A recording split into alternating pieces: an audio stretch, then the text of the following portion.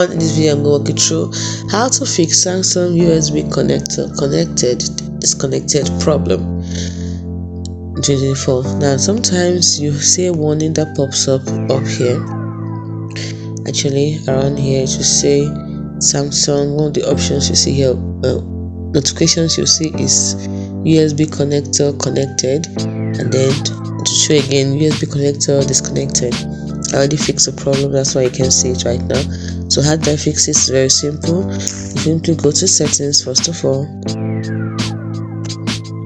then make sure that developer option is enabled at the bottom here. If it is not, you don't have to enable this developer option. In case you do not, you tap on about phone, tap on software information, then you tap on the build number continuously until you become a developer. And once you've done that, you go back to developer options,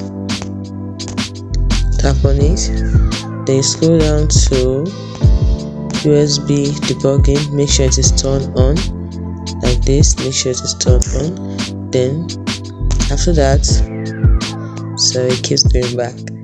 So after making sure it is turned on, the next thing you go to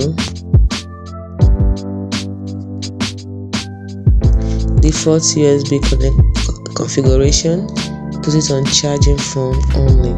And once you've done this,